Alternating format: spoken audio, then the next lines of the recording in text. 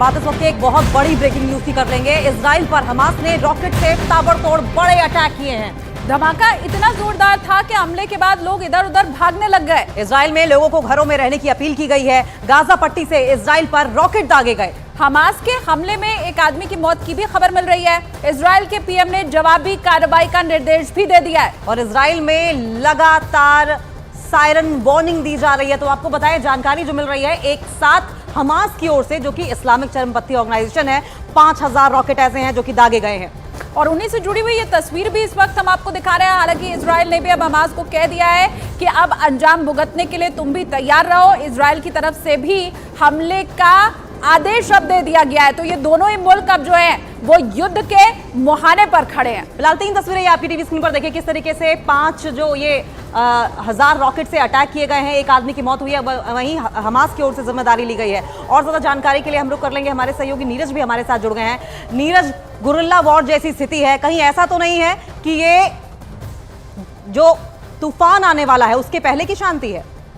देखिए, तूफान ने, इजराइल ने सबसे पहली बात की, इजराइल ने युद्ध की घोषणा कर दी, स्टेट ऑफ वॉर का सिचुएशन अनाउंस कर दिया है। और माया कदोस एक अधिकारी हैं जो कि भारत में भी थी, इजरायली एम्बेसी में, उन्होंने एक छोटा सा ट्वीट किया आपसे थोड़ी देर पहले कि 3 घंटे से लगातार सायरन की आवाजें, रॉकेट की तस्वीरें आपने देखी होंगी जो गाजा की तरफ यानी हमास की तरफ से जो इजराइल के शहरों पे, खासकर तेल अवीव और इजराइल पर के दूसरे शहरों पे हमला किया गया, वो तस्वीरें अभी हम लोग आप टीवी स्क्रीन पे देख रही होंगी। किस तरह से कारें जल रही हैं, बड़ी इमारतों पे आग लगी हुई है और इजराइल बार बार जवाब देता है। ये देखिए, 74 साल है, जो न्यूज 18 इंडिया के दर्शक है उन्हें बता दें कि गाजा का पूरा एरिया जो है वो ब्लॉकेड है पिछले 15 साल से इजराइल की तरफ से।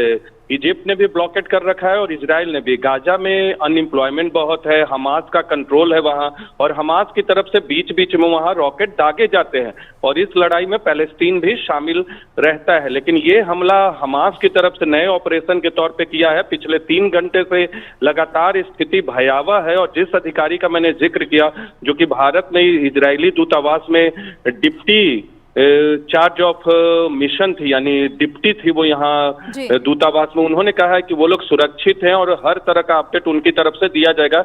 लेकिन इजराइल की सरकार ने युद्ध की स्थिति की घोषणा कर दी है और इजराइल की तरफ से भी अब जवाब दिया जा रहा है गाजा में हमास मिलिटेंट के खिलाफ। नीरज, ये भी बताइए, क्योंकि कहा जा रहा है न सिर्फ रॉकेट से हमला किया गया है बल्कि कुछ कट्टरपंथी कह लीजिए, आतंकवादी कह लीजिए, जिस भी भाषा में वहां से कहा जाता हो, कि इजराइल के अंदर कुछ कट्टरपंथी का भी अब प्रवेश हो चुका है जो कि अवैध रूप से वहां पर घुसे हैं। तो ऐसी भी कुछ खबर मिल रही है क्या?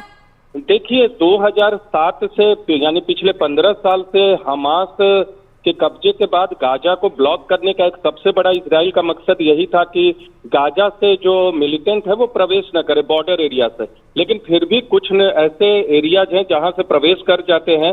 ऐसी खबरें जरूर हैं कि कुछ मिलिटेंट प्रवेश किए हैं, लेकिन वो बड़ी चुनौती इजराइल के लिए नहीं है। जो हमले रॉकेट से हो रहे हैं, जिस तरह की तस्वीरें आप देख रहे हैं, गाजा साइड से हमला किया जा रहा है, और कोई पहली बार नहीं है जबकि इस तरीके से गाजा पट्टी और वेस्ट बैंक से हमास के मिलिटेंट्स ने इजराइल में एंट्री ली हो। देखिए, भारत में इजराइल राजदूत ने ट्वीट करके कहा है कि गाजा से इजराइल पर हमला हुआ है। इजराइल में घुसपैठ करने की कोशिश की गई है, रॉकेट और जमीन से हमला किया गया। तो बड़ी खबर इस वक्त की आपको बता रहे हैं, इजराइल के राजदूत जो कि भारत में